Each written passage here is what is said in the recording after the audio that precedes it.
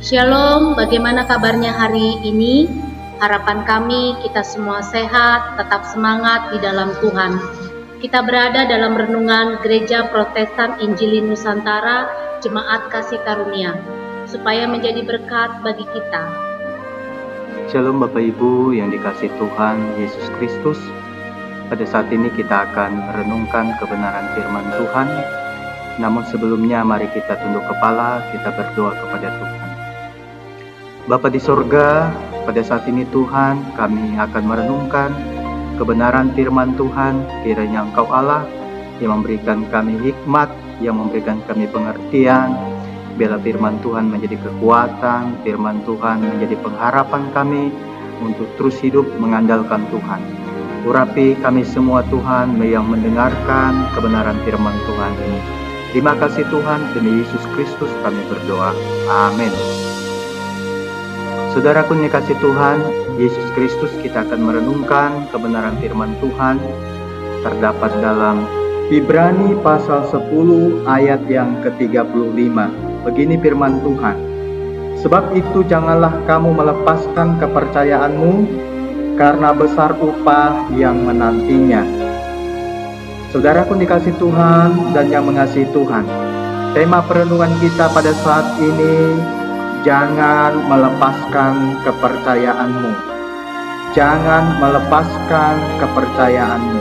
Saudaraku yang dikasihi Tuhan Yesus Kristus, iblis tahu benar titik lemah yang seringkali membuat manusia mengalami kejatuhan, yaitu berkenaan dengan segala yang ada di bumi ini, yang ada di dunia ini, dengan berbagai macam hal seperti materi dan segala kenyamanan daging, bahkan iming-iming uang atau kekayaan, kedudukan dan pangkat, atau apapun itu, juga masalah-masalah jodoh seringkali membuat banyak orang tidak tahan dan akhirnya bertekuk lutut kepada hal-hal dunia ini, termasuk bertekuk lutut kepada iblis. Saudaraku dikasihi Tuhan Yesus Kristus, banyak hal yang mencobai, yang menggoda manusia, sehingga manusia bisa saja terperangkap ke dalam berbagai macam hal-hal duniawi. Setelah gagal mencobai Yesus di padang gurun, iblis mundur daripadanya dan menunggu waktu yang baik. Itu kita baca dalam Lukas pasal 4 ayat yang ke-13. Artinya, iblis tidak pernah menyerah begitu saja. Ia menunggu waktu yang tepat dengan mencari celah sekecil apapun untuk menjatuhkan manusia. Sadarlah dan berjaga-jagalah. Lawanmu si iblis berjalan keliling sama seperti singa yang mengaum-ngaum dan mencari orang yang dapat ditelannya. Lawanlah dia dengan iman yang teguh. Terdapat dalam 1 Petrus pasal 5 ayat 8-9.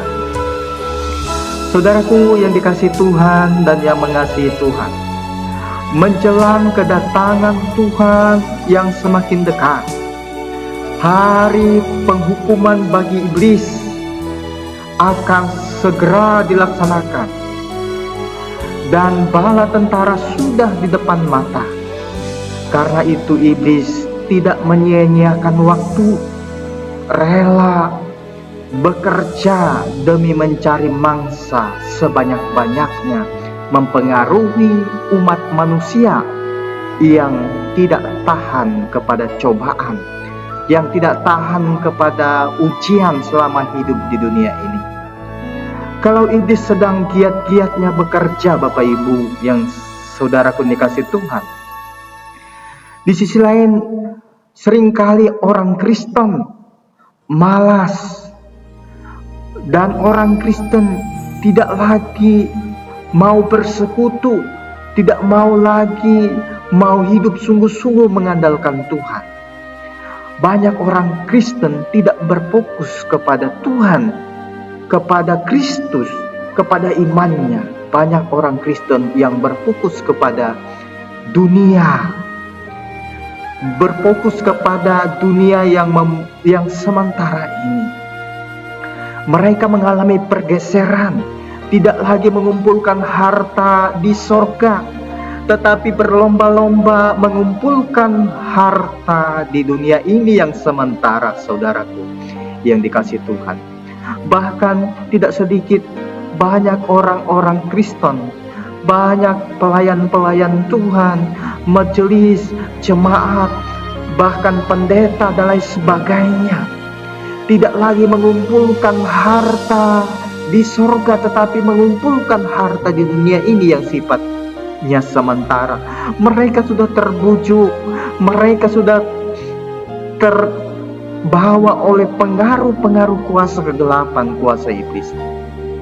Bahkan tidak sedikit yang mundur dari iman dan rela meninggalkan atributnya sebagai pengikut Kristus karena tergiur tawaran-tawaran dunia ini yang menggiurkan, sehingga mata mereka silau. Akhirnya pertahanan iman mereka roboh, tidak berdaya, rapuh, saudaraku dikasih Tuhan Yesus Kristus. Saudaraku yang dikasih Tuhan, Rasul Paulus mengingatkan, menasehati jemaat, tetaplah kerjakan keselamatanmu dengan takut dan gentar, bukan saja seperti waktu aku masih hadir, tetapi terlebih pula waktu-waktu aku tidak hadir. Karena Allah lah yang mengerjakan di dalam kamu, baik kemauan maupun pekerjaan menurut kerelaannya. Dalam Filipi pasal 2 ayat 12-13. Saudaraku dikasih Tuhan Yesus Kristus, jangan sekali-sekali mundur dari iman kita. Sebab apabila kita melakukan dengan tekun, kita akan menerima upah yang besar dari Tuhan, yaitu harta surgawi, bukan harta di dunia ini. Firman Tuhan katakan bahwa harta di dunia ini ngengat dan karat, akan merusaknya. Ini bersifat sementara. Harta di dunia ini sifatnya sementara, akan kita tinggalkan kelak. Tetapi tetaplah kuat dalam iman, tetaplah setia kepada Tuhan, tetaplah setia melayani Tuhan, tetaplah setia beriman kepada Tuhan, karena Tuhan akan memberikan kepada kita harta surgawi yang kekal, yang abadi dalam kehidupan orang setiap percaya kepada Kristus. Saudara kasih Tuhan Yesus Kristus, ada banyak tantangan, ada banyak pergumulan yang kita hadapi di dunia ini. Tapi ingatlah, firman Tuhan berkata kepada kita hari ini bahwa janganlah kita melepaskan kepercayaan Tuhan yang Tuhan sudah berikan kepada kita, kepercayaan untuk menerima harta surgawi, supaya harta surgawi itu menjadi milik kita sebagai orang-orang yang percaya dalam Tuhan. Oleh sebab itu, tetap setia kepada Tuhan. Apapun tantangan, apapun pergumulan kita, apapun masalah kita, tetaplah kerjakan iman kita dengan kuat, dengan teguh di dalam Tuhan. Amin untuk kebenaran firman Tuhan. Demikian perenungan kita hari ini. Doa dan harapan kami, Tuhan Yesus memberkati melalui perenungan hari ini. Amin. Shalom. Sorak-sorai muliakan namanya, yang